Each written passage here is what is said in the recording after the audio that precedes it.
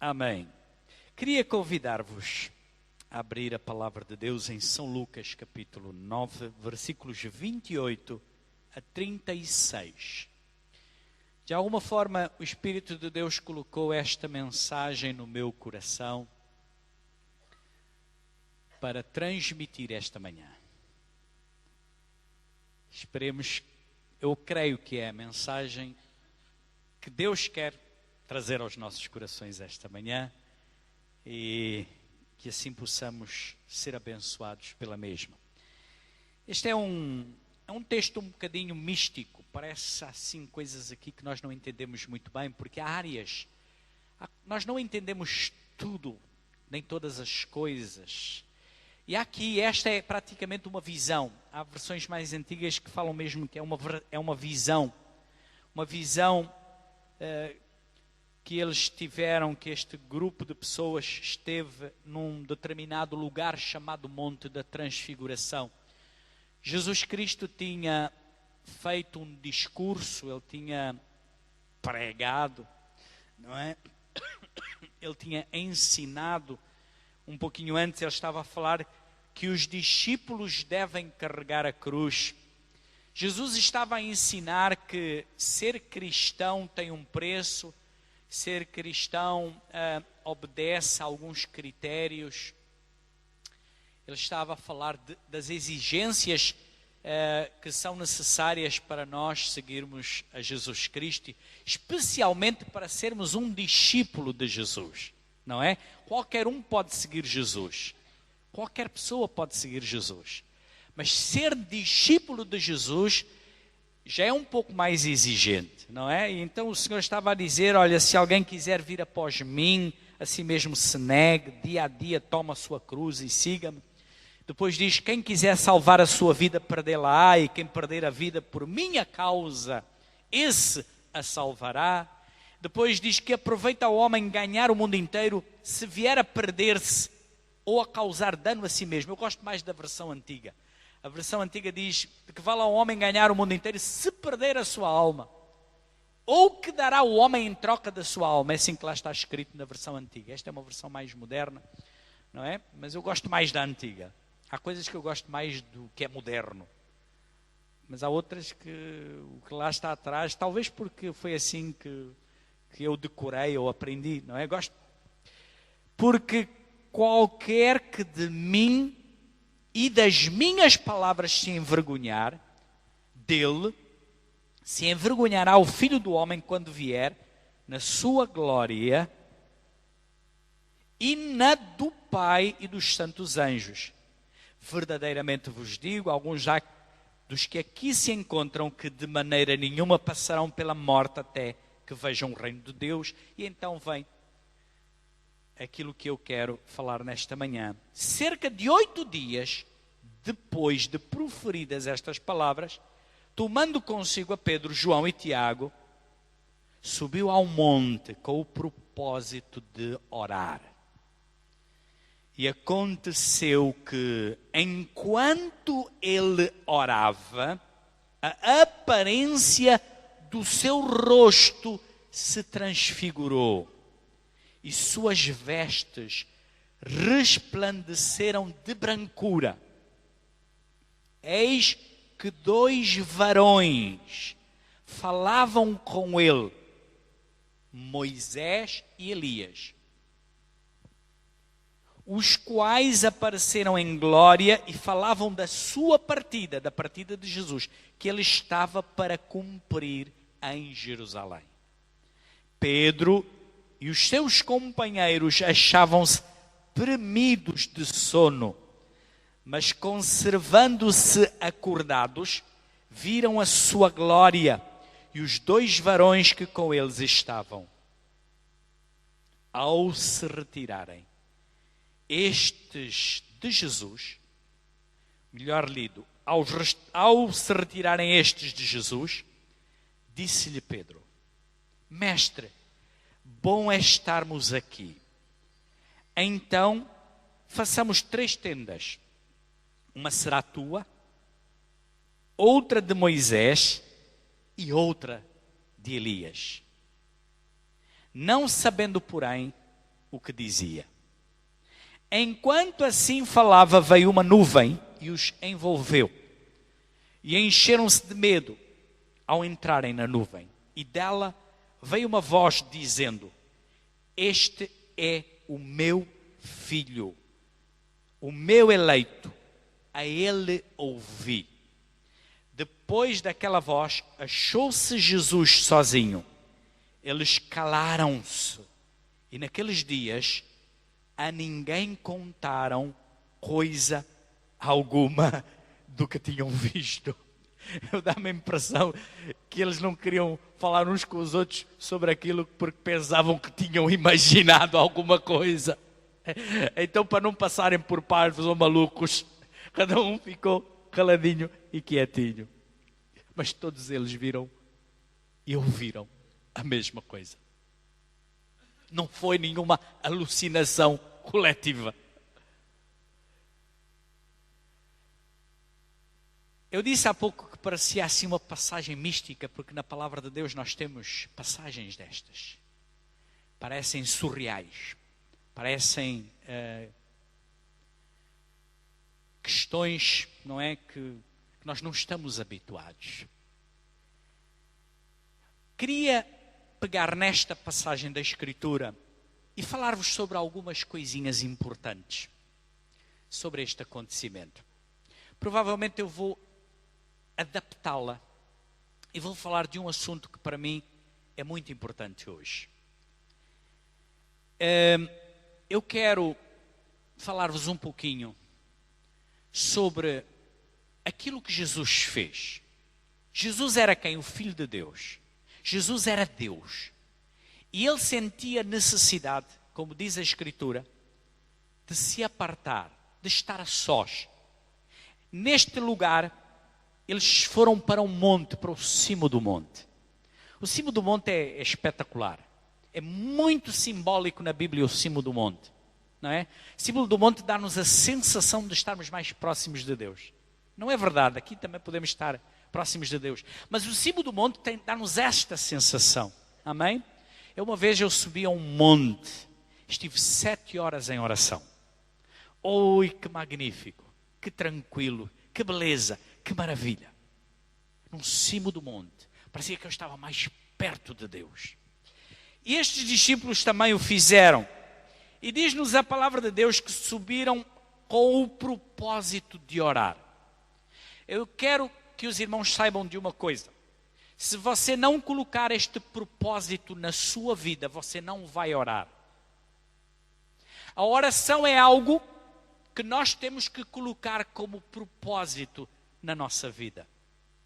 Que nós temos que dizer assim: em tal lugar, a tal hora, e de preferência faça o seguinte: de tal hora a tal hora, eu estarei na presença de Deus. Se você não colocar este propósito, eu vou lhe dizer o que vai acontecer consigo. Os dias vão passar e você vai ter tempo para tudo, menos para orar. Quem percebe o que eu estou a dizer? Sim ou não? Porque muitas coisas irão surgir no seu caminho. Hoje vivemos dias em que temos muita coisa para fazer. Só os preguiçosos é que não têm nada para fazer. Certo? Porque quem quer fazer alguma coisa, pode fazer. Eu até ia dizer uma coisa, espero não ofender ninguém. Até os desempregados, se quiserem fazer alguma coisa, eles arranjam o que fazer. Só não arranja quem fazer, quem não quer fazer. Desculpem eu dizer isto e espero que não haja aqui ninguém, porque para mim os cristãos são os maiores trabalhadores que devem existir, em qualquer lugar. São os primeiros a dar o exemplo. São os primeiros a esforçarem-se. Devem ser os primeiros a chegar e os últimos a sair. No meu ponto de vista. No meu ponto de vista. Por aquilo que eu leio do livro. Por aquilo que eu leio do livro. Amém? Bem, mas não é sobre isso que eu queria falar. Eu quero falar mesmo sobre a oração. Mas para dizer o quê? Para dizer que a oração é extremamente importante. Se você não colocar na sua agenda, você terá tempo para tudo menos para orar. E eu tenho um segredo para si, meu irmão, meu querido amigo, nesta manhã. Se você não orar, a sua vida espiritual será débil, será fraca. Será como aquelas canas, não é? Muito compridas, que o vento bate para ali, o vento bate para o outro lado, e será assim a sua vida espiritual. A sua vida espiritual não terá a consistência que Deus quer que tenha. Amém? Aliás, Deus quer muita coisa, mas Deus só quer aquilo que nós queremos. Ai, o que é que eu fui para aqui dizer? Como é que eu descalço esta bota? Deus só quer aquilo que nós queremos. Sem querer filosofar, eu acho que eu estou certo. Certo? Deus, de alguma forma, Ele quer. Mas se nós não quisermos, Ele não tem remédio. Por isso, na oração do Pai Nosso, Ele diz, Ele nos ensina, aliás, Pai Nosso que estás nos céus, como é que é? Santificado seja o teu nome, venha a nós o teu reino, mas seja feita a tua vontade na terra, assim como ela é feita no... Deus tem uma vontade no céu. Será que nós queremos que a vontade dele seja estabelecida na terra? Se nós não quisermos, Deus não estabelece. E já daqui a pouco eu vou falar sobre isso. Concretamente sobre isso. Então, querido, deixa-me dizer-te concretamente, claramente, que Deus tem muitos desejos, mas eles dependem dos homens. E é sobre isto que eu vou falar. Então, querido, tire tempo para Deus. Tire tempo para Deus. Já que estamos a falar nisto, eu queria motivar os irmãos, incentivar os irmãos a levarem um folhetinho destes à saída. A nossa irmã Carolina, ela dará. Em que temos 5 motivos de oração. E queria pedir que os irmãos, durante 15 dias, do dia 2, que é amanhã, até o dia 15 de junho, que é de hoje a 15 dias, tirassem 15 minutos para orar pelos motivos acima mencionados. Amém? Estava a falar com o nosso irmão Luís e ele sugeriu-me isto, telefonou-me de propósito e tudo, e imediatamente isto foi feito. Amém? Porque nós tínhamos estado a conversar aqui, tínhamos estado a conversar e estávamos a falar sobre uma das necessidades da igreja. A igreja precisa de orar. Nós podemos ter muitos dons e muitos talentos, e nós temos-los todos aqui. Amém? Temos dons, talentos, temos gente preparadíssima para fazer tudo. Mas se nós não tivermos oração, é a mesma coisa que nós não termos um fundamento, um chão numa casa. Porque tudo é construído a partir do chão. Não é verdade? Tudo é construído a partir do chão. Sem chão, não há paredes. Sem chão, sem paredes, depois também não há teto, não há nada. Eu não sou engenheiro, não sou arquiteto, não sou nada disso, mas todos nós percebemos isso, não é? Então, na igreja, podíamos dizer que, vá lá, os alicerces, a base de tudo o que acontece na igreja está onde? Na oração. Diga lá, na oração. Não ouvi nada. Na oração. Amém? Na oração. Então, eu queria falar-vos sobre 4 coisinhas simples que nós encontramos neste texto que acabei de ler aos irmãos. Em primeiro lugar, é que quando oramos, Deus muda a nossa vida. Se você quer que a sua vida mude, ore. Ore, mas faça alguma coisa. Certo? É porque nós queremos, muitas vezes, sacudir a água do capote. Sacudir a água do capote, eu vou explicar o que é. Queremos que Deus faça e nós não nos esforçamos para nada. Deus não vai em conversas. Deus diz, esforça-te e eu te ajudarei. Amém? Esforça-te e eu te ajudarei. Sabia disso? Esforça-te e eu te ajudarei. E é assim que as coisas acontecem. Amém? É assim que as coisas acontecem. Nós temos que nos esforçar, nós temos que orar e depois fazer a nossa parte. Deus ajuda aqueles que se põem a caminho, aqueles que agem. Oração mais ação traz o quê? Traz a bênção, traz a resposta à nossa vida. Se oramos e ficamos quietinhos, há ocasiões que é verdade, é necessário estar quieto. Há ocasiões que é melhor ficarmos quietos, não estou a dizer que não. Ok? Mas provavelmente essas serão as exceções. A maior parte das vezes é orar e agir. Amém? Orar e agir. É assim que a palavra de Deus nos ensina. Diz-nos que Jesus estava a orar, quando ele orou, o seu semblante mudou. A sua cara se transfigurou. Deus não quer transfigurar a tua cara, Deus quer transfigurar o teu coração. Eu recuso-me, daqui a um ano, a ser a mesma pessoa que sou hoje. Muito menos daqui a 5 anos. Daqui a 5 anos eu tenho que ser outra pessoa. Eu estou num processo de crescimento, eu estou num processo de evolução, eu estou num processo de amadurecimento. Eu estou cada vez melhor. Mas não quero estar sozinho, quero que vocês me acompanhem. O que eu quero dizer é que nós não podemos estagnar, irmãos.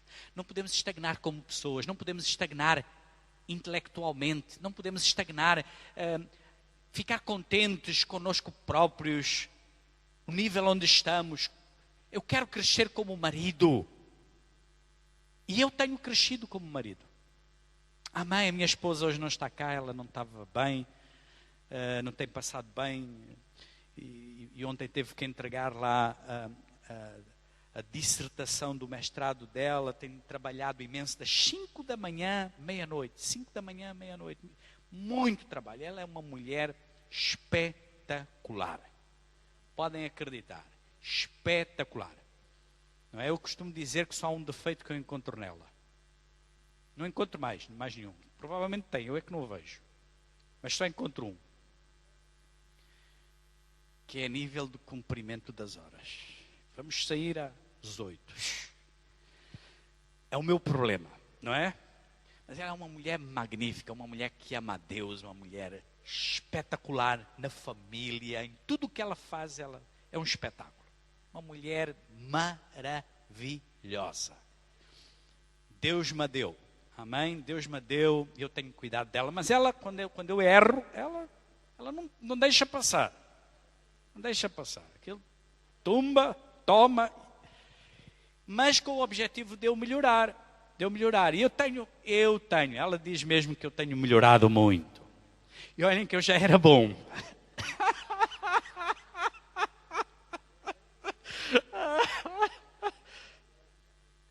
Mas estou melhor, porque o bom é inimigo do melhor. Eu quero ser melhor. Eu estou a dizer isto a gracejar e a brincar, não é para me pavonear. Esse não é o objetivo. É só para vos incentivar no sentido de não estagnarmos, de não ficarmos parados, não estarmos satisfeitos. Amém? Porquê, irmãos? Porque há mais para alcançar, há mais para crescer, há mais para conhecer. Certo? E como pessoas nós podemos ser melhores pais. Olha, é uma área que eu preciso crescer. Já cresci um bom bocadinho, não é? Mas acho que eu preciso de crescer mais. Como pastor, preciso de crescer mais. Como marido, se perguntar a ela, ela diz, olha, está quase no ponto, mas ainda faltou quase, não é? Então, há sempre margem em que nós podemos crescer como pessoa, nos relacionamentos. Eu preciso crescer também. Então, isto para dizer o quê? Para falar em transformação. Sabe, a maior transformação, ela dá-se no coração. Amém? O coração é a sede de nós próprios. A nossa mente é a sede. É a sede de quê? Dos pensamentos, da razão. É aqui que está tudo. Ok? É aqui nesta caixa. Dentro da caixa craniana.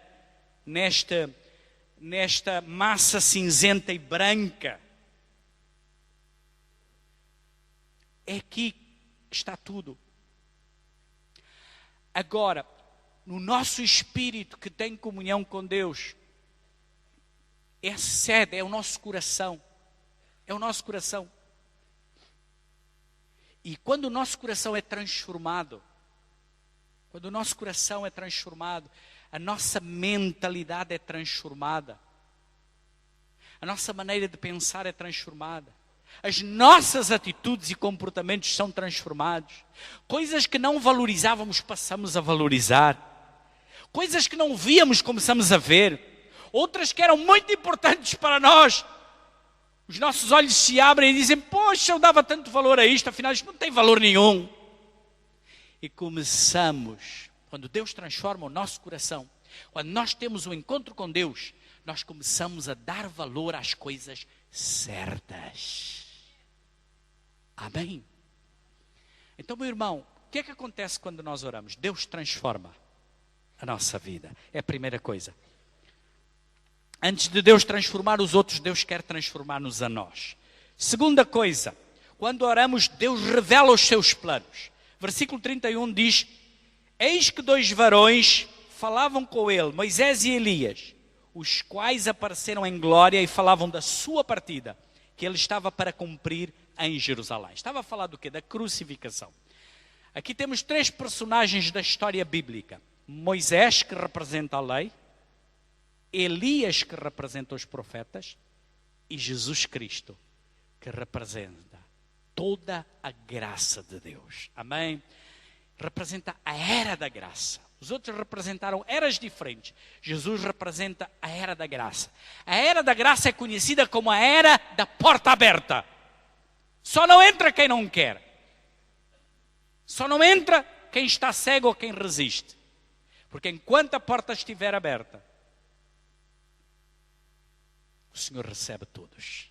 Amém? Às vezes até os empurra e dá-lhes uma e outra oportunidade.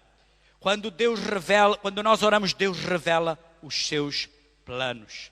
Quando nós oramos, nós temos mais consciência de que precisamos morrer para algumas coisas. Eu costumo dizer uma coisa, que quanto mais eu oro, melhor pessoa eu sou. Sabia disso? Mentira ou não? Vocês reparam nisso?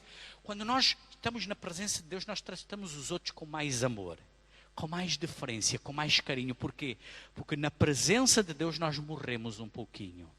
O nosso eu morre um pouquinho, o nosso egoísmo morre um pouquinho. Determinadas coisas que precisam morrer, elas morrem um pouquinho. Por isso a necessidade de orar. De orar para nos transformar e também para Deus revelar os seus planos. Em Atos 13, não abram por favor, diz assim, e servindo eles ao Senhor e jejuando, disse, ou seja, revelou o Espírito Santo, apartai-me a Barnabé e a Saulo para a obra que os tenho chamado. Então, jejuando e orando, e pondo sobre eles as mãos, os despediram. E esta dupla fez uma obra magnífica no estabelecimento do reino de Deus. Amém? Então, meus irmãos, quando nós oramos, Deus transforma a nossa vida. Quando nós oramos, Deus revela os seus planos. Queres saber por que caminho has de seguir? Ora. Ora. Até te diria mais uma coisa. Antes de pedires qualquer conselho, busca a Deus. Amém? Se precisares de conselhos, procura pessoas idóneas que te possam aconselhar e ajudar. Amém? Mas não deixes de procurar conselho naquele que tem conselho para ti também. O Espírito Santo de Deus. Amém? Terceira coisa, quando oramos, Deus lida com as situações impossíveis. Quantas situações impossíveis surgem às vezes no nosso caminho. Ontem, quando eu estava a preparar-me, estava-me a lembrar de uma situação, que há uns anos atrás, muitas situações, mas veio-me aquela ocorrente de alguém que teve um acidente e estava em estado de coma já há bastante tempo. E fomos ali, entramos naquele centro de UTI, como é que é? Unidade de Tratamento Intensivo. Aquela pessoa estava mesmo há muito tempo em coma. Oramos no dia seguinte, aquela pessoa voltou a si. Parecia uma situação impossível. A família estava a ser preparada para, olha, cuidado, isto aqui está muito mal, papá, olha, preparem-se para isto, para aquilo. Tinha sido um acidente horrível, não é? De moto, tinha sido um acidente de moto. No dia seguinte, aquela pessoa parecia uma situação impossível, não é? A Bíblia diz que há um poder que tem condições de resolver problemas. Em verdade vos digo, disse Jesus, que se tiverdes fé e não duvidardes, não somente fareis o que foi dito à figueira, mas até mesmo se a este monte disserdes, ergue-te e lança-te no mar, tal sucederá. E tudo quanto pedires em oração, crendo recebereis. Quando Jesus estava a falar em montanhas a erguerem-se e lançarem-se no mar, obviamente, o Senhor não estava a falar literalmente. Estava a falar de um poder espiritual que consegue resolver situações difíceis e situações impossíveis. Amém? E eu, já há um tempo atrás, acho que já preguei 2 vezes esta mensagem aqui na igreja, que é a diferença entre viver na bênção e viver no milagre. Quem é que já ouviu esta mensagem? Levante lá bem a mão se você já ouviu esta mensagem. Se você não ouviu um dia destes, porque é muito importante conhecer e saber o que é viver na bênção e o que é viver no milagre. Amém? Eu ia perguntar o que é melhor, viver na bênção ou no milagre, mas não vou perguntar. Mas a Bíblia fala-nos deste poder, a oração que seca figueiras ou a esterilidade, a oração que transporta montes, que resolve situações, a oração que acalma tempestades, situações difíceis, a oração que vence gigantes, não é? Então é importante, irmãos. Ezequias, pela sua oração, teve 15 anos de vida acrescentados. Quando Deus lhe disse, olha, prepara a tua casa, que vou-te chamar. O homem ficou desesperado, entrou na presença de Deus, diz que orou, se humilhou. E ainda ele ia, bem perto, o profeta mandou chamar e disse, olha, Deus mandou-te dizer que em vez de morrer, vais ter mais 15 anos de vida. Amém? Jerusalém estava reduzida a cinzas pela invasão de Nabucodonosor. Houve um homem chamado Daniel que orou. E o que é que aconteceu? A cidade foi reconstruída e ele viu. Abacuque orou por um avivamento. E diz-nos a palavra de Deus que a